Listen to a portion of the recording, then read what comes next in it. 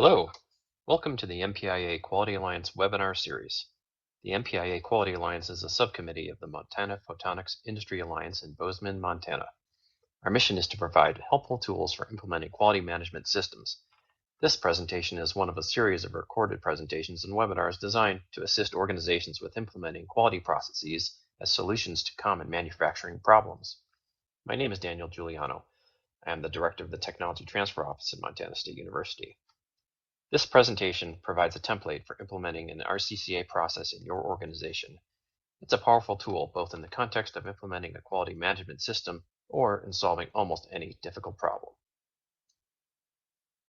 In this presentation, you will learn what is RCCA, why should I implement RCCA, and how do I implement RCCA, and finally, how will implementing RCCA improve the organization? What is RCCA? The RCCA process is a methodical, effective, and efficient structured problem-solving approach. The best case, of course, is to avoid ever having a problem, and you should obviously do that whenever you can. However, some problems are inevitable, and the next best case is to solve each problem once and never have to deal with it again. That's not only efficient, but it's an example of continuous improvement. The worst is to have to fight the same fires repeatedly, dealing with the same problems over and over. This is an avoidable and unnecessary waste of scarce resources. So the goal of the RCCA process is to solve each problem once. At the core of this is to first find the problem root cause. Second, apply a containment strategy, which you might think of as a short-term solution, although it's not truly a solution. It's just a containment. And third, to implement a corrective action, which you can think of as being the long-term solution that prevents this problem from ever recurring.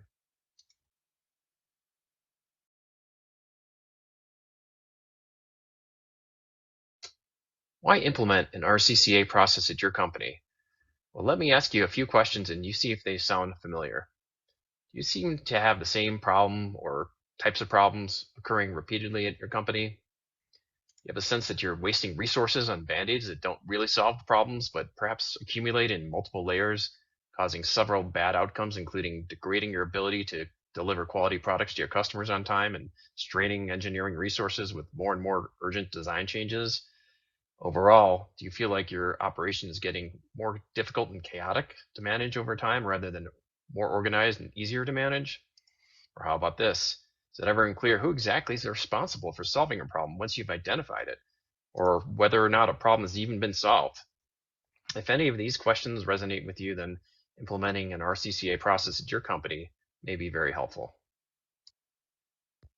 The typical use case for RCCA is to solve a quality problem, that is, an excursion from the expected and desired state. But you can also use the RCCA technique to apply to many other situations, including solving difficult engineering problems or addressing safety issues. It may be easier to understand the RCCA process using some concrete examples. So in the following slides, I'm going to use these three examples that are shown up on the slide to illustrate how the process works. And two of these are from my real life previous experience. So the first one will be kind of exemplary of a quality situation, a typical situation that can occur where a customer has returned a failed laser or any other equipment you might imagine after less than 1 month of use. That's not really supposed to happen. We ship quality products that they should last for a long time. This is an infant mortality that we don't want to see. Something went wrong here and we need to know what it is. Engineering, an engineering context. Well, perhaps we are pushing the limits of a new production piece of equipment to high speeds and it's causing failure of that equipment. And so this is not exactly a quality problem. This is engineering trying to improve a piece of equipment, pushing it to higher and higher production capabilities, and we're having difficulty. So this is an engineering problem to be solved. And then finally, safety. In the safety context, we once had an employee who slipped on a wet sticky mat and was injured. The sticky mats are mats that sit on the floor. They're there to be able to pick up dirt from your feet when you're walking into a clean room or a clean area, a clean lab. And when you walk across them, they stick to your shoes, but they're supposed to stick to your shoes lightly. And then when you step off of them, the mat stays where it's supposed to be, and you walk off the mat. But in this particular case, the mat came up onto the person's shoes, tripping him as he walked across it. Um, Now, the fact that it was wet will become clear. Why does that matter in a little while? But in any case, all three of these problems are issues that have to be solved. They're in different contexts, and RCCA is useful in all these diverse situations. How to implement RCCA. There are 7 RCCA elements, each listed on this slide. Each item in this bulleted list corresponds to one of the following 7 slides. Those 7 slides constitute a template that you can use to implement the RCCA process yourself. The intended use of the template is for the RCCA problem-solving team to use this as a guide to their work, but also to be able to present its results to stakeholders. These could be colleagues from across the company, could be part of a critical review with executives, could even be a review with customers or suppliers. This version of the RCCA template is a bit simpler than some templates you might see. It's been refined over time and is designed to be as efficient as possible and to be as easy to implement as possible. This template's not written in stone, so feel free to give it a try and modify it yourself to suit your current situation. This is the first slide in the RCCA template. The first item on this slide is RCCA #. What is that? Well, the reason that this line is there is because every RCCA at your company should be given a unique number and tracked. This could be done in a database, in a spreadsheet, on SharePoint, or whatever works for you. Someone needs to keep track of this RCCA status and ensure that the RCCA is driven to closure. The records from the RCCAs should also be stored somewhere and used for future reference in case similar problems come up in the future or if the same problem ever recurs. This is not only efficient and effective, but it's a form of traceability, which is an important part of any quality system. There are 3 more items here. First, give your RCCA a title that at least is somewhat descriptive, but not too long. Second, you'll probably want to include the date that these slides were last updated for future reference, in case they're saved on the share drive, or if you're presenting to a group, probably have that day's date on the slides. Finally, and probably most importantly, there's an owner. This is absolutely crucial. There has to be someone who's accountable for the status of the RCCA. That doesn't mean that they do all of the work. Usually there's a team of at least 2 or 3 people involved in this RCCA process, but you need to have a single person who is responsible for the RCCA and accountable for driving it to closure. The name of this owner might change over time if needed. For instance, if you determine the root cause of the problem is a supplier issue, you might assign the RCCA to a supplier quality engineer who then becomes the owner, and that could be midway through the RCCA. Similarly, if you determine that the root cause of the problem is a bad part design, then the new owner might become someone in engineering, as they're best poised to drive this RCCA to closure. But at all times, there has to be a single name here, and that owner is responsible for the RCCA project as long as they are the owner. This is the second slide in the RCCA template, the executive summary. Executive summary has 3 elements. First element is the problem statement. The problem statement is absolutely key, and it's very easy to go wrong here. If you do that, it will derail your entire RCCA effort. The problem statement has to be a very neutral statement that just precisely describes what happened and what was the impact. In particular, you want to be careful not to try to blame anyone or even to try to express the problem in terms of a solution, right? If your problem statement is, we need to do that, or we need to do this, that's not a problem statement. That's simply your proposed solution. So resist that urge. Simply describe what happened, and that is the problem. Next item, what was the impact and why do we care about it? This second bullet makes the problem a little easier for people to relate to and keeps them focused and motivated as they go through the RCCA process. It can also help define some of the scope of the problem or the details, such as what parts, what piece of equipment, what assemblies, which customers, which product line was affected. Examples of this second item, say in the quality issue that I mentioned earlier about the laser that failed in less than a month at the customer site. Well, what was the impact and why do we care about it? Well, the impact is that the customer is unhappy. They had a piece of equipment from us that failed, and now they have unplanned downtime, right? They're losing trust in us. That's the impact and why we care about it. How about that engineering example that we had a piece of equipment that we're trying to increase the production rate on, and then we're having trouble, parts are breaking, Well, what was the impact of that and why do we care about it? Well, without the ability to increase this production speed on that piece of equipment, we're not going to be able to hit our production goals, which means we can't hit our cost reduction goals, right? We're not going to hit the price points that we need to. That's the impact of that one.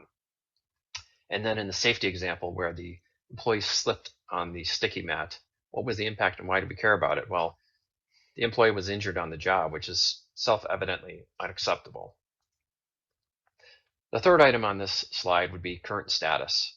The purpose of this is to simply keep everyone aware of where we are with the RCCA process.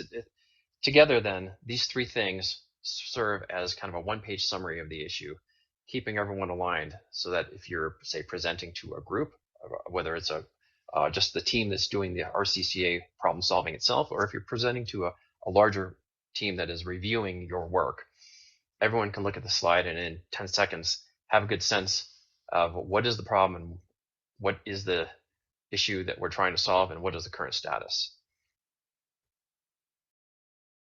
The third slide in the RCCA template is containment, which I think of as the short-term band-aid. It's designed to temporarily address the situation without really solving the problem. Organizations tend to put in place a containment and then never actually solve the problem, which ends up causing them more and more problems in the future. The same problem might recur, the containment may fail, may even introduce new problems by putting in place the containment. So that's not what we want to do here, but still, you have to put in place some measure to contain the situation temporarily while you go figure out what the problem is and solve it permanently. So let me give you some examples. Remember, we had three examples previously that we wanted to use throughout this presentation to discuss the different elements. First one was a quality situation where we sent a laser to a customer and it failed in less than a month. Now that customer's line is down and they're upset with us. How could we potentially address this situation? Well, we might just very simply ship them quickly a replacement laser. They can put that onto their production line and get back up and running. Of course, we haven't solved the situation with the first laser, but we'll get to that. For the moment, they're back up and running. They're not quite so upset. The second situation, the second example, was the engineering situation where we were trying to increase the production rate of a piece of equipment that engineering was responsible for improving. And when we were running at high speeds, it was breaking parts, and it's causing us not to be able to meet our production quotas. But what could we do for containment? Well, perhaps in the short term, we could hire more people, we can run more shifts so we can get the production rate that we need.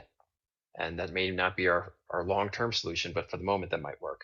An alternative might be if we can get spare parts and they're not too expensive, they're not that difficult to install, perhaps we just buy a lot of spare parts. We run the machine quickly.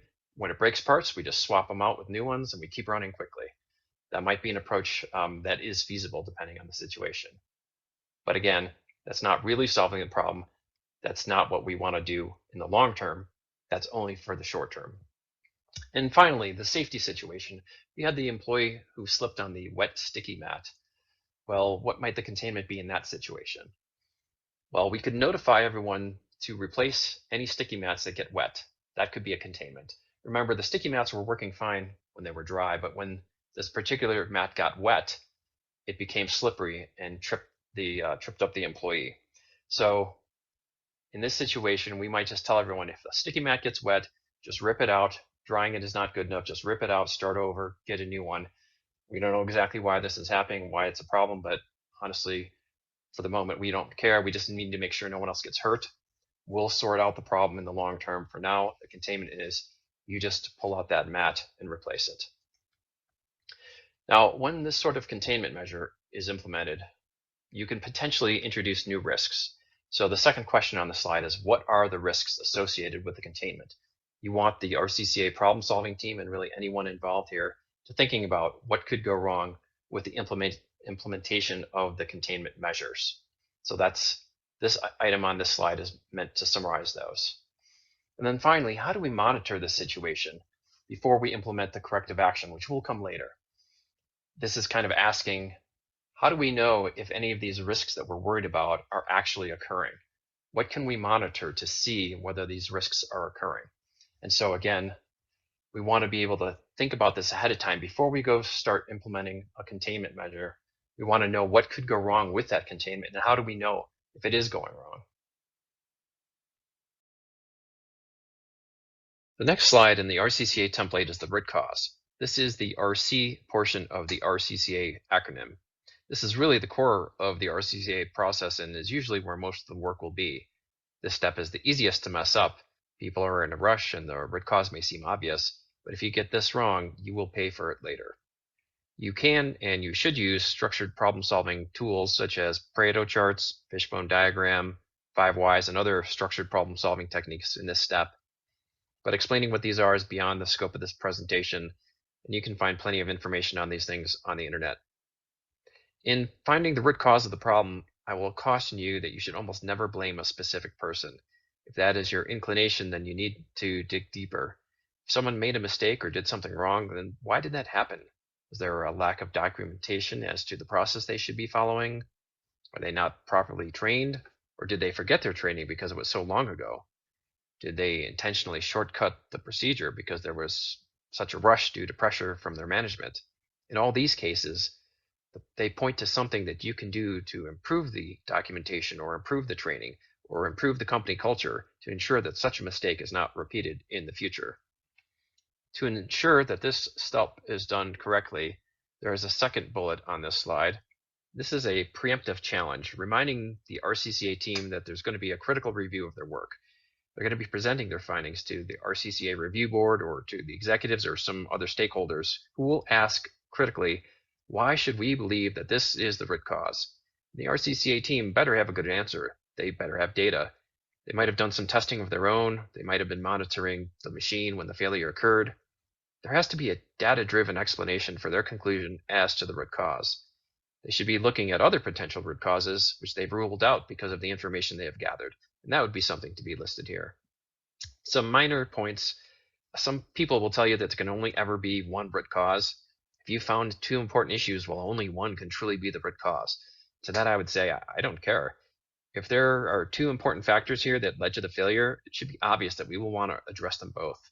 In fact, you might even find one root cause for this failure, but another important issue that didn't cause the failure here, but could cause a similar failure in the future. If so, congratulations, now you can proactively address both of them. Now, you'll remember our previous three examples, and I'll give you root causes for each of those situations. First, there was the quality problem with the new laser failing at the customer site. What was the root cause of that situation? Well, it turns out that the supplier of one of our electronic boards changed a component and didn't tell us. Our supplier thought it'd be fine and that this cheaper component would be fine, but it turns out it's prone to failure under high power. How about the engineering example where we were trying to run the production equipment at high speed, but when we were doing so, it was breaking certain parts on that equipment. Turns out the root cause for that is that certain parts of this machine run fine at low speed, but at high speed, they experience higher stress and flex, which causes them to fatigue over time and then eventually fail. Well, how about that safety situation? How come that employee slipped on that wet sticky mat even after it was dried? Well, we've been using sticky mats for years and they've been fine whenever we dry them off. What's different here? Turns out that procurement found a cheaper supplier for sticky mats, and these mats lose their adhesion to the floor once they're wet, even if you dry them. So then when you walk across them, they no longer stick to the floor, they only stick to your shoes, tripping you as you walk across them.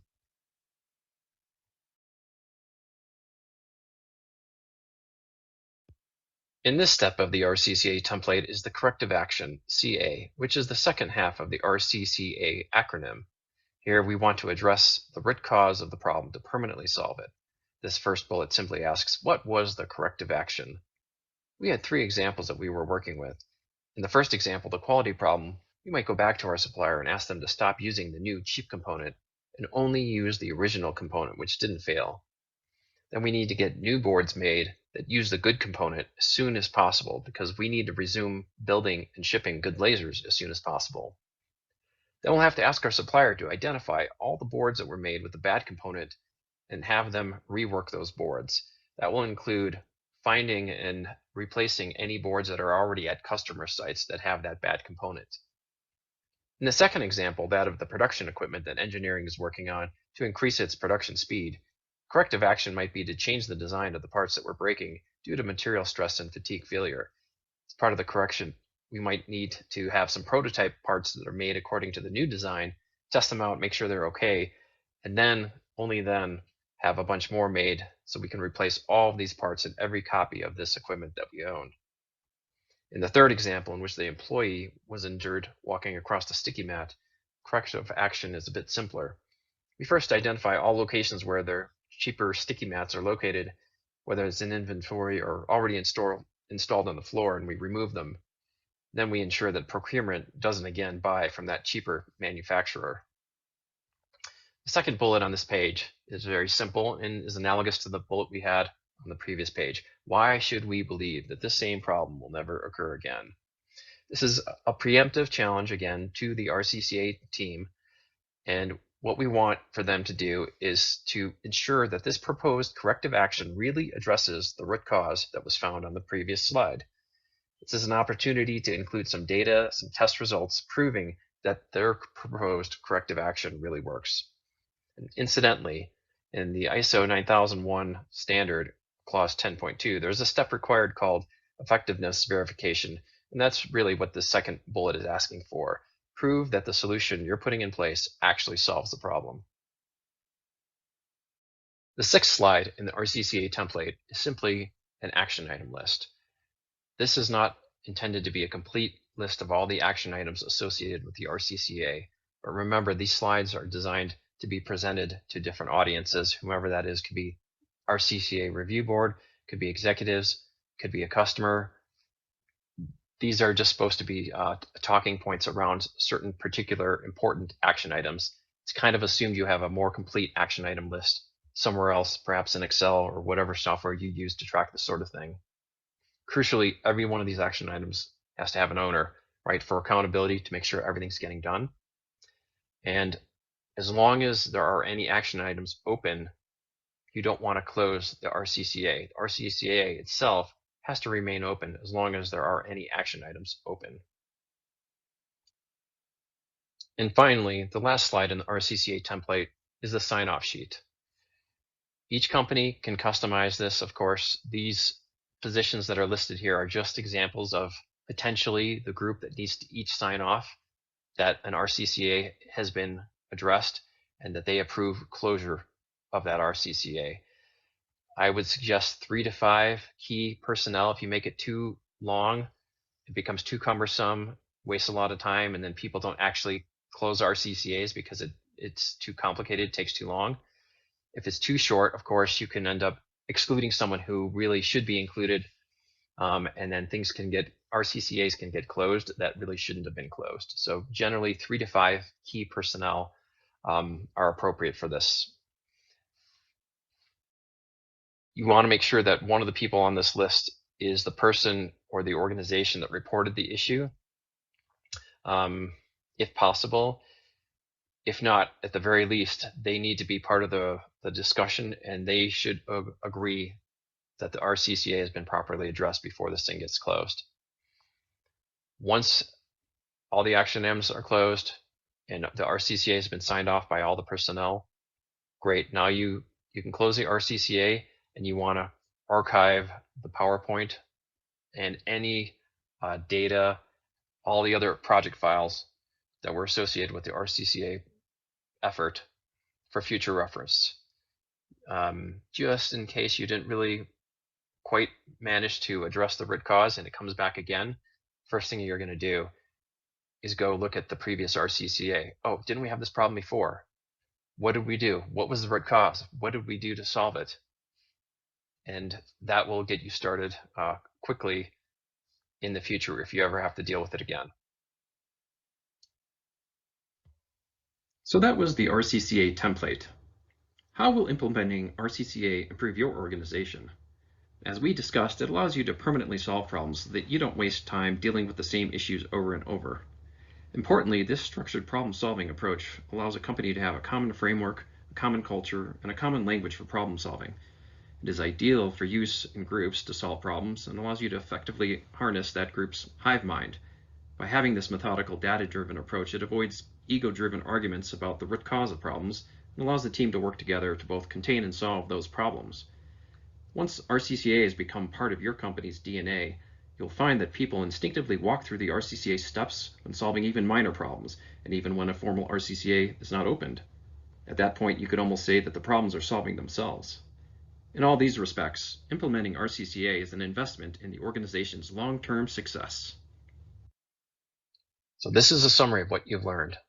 RCCA is a structured problem-solving process that permanently addresses problems that occur. The input here is the problem, and the output is the solution. It's almost like magic. The core slides in this presentation can be used as the template for implementing RCCA. You can literally take them, cut them out of this presentation, paste them, and use them as your RCCA template at your company. Doing this will improve your organization's effectiveness, efficiency, and product quality.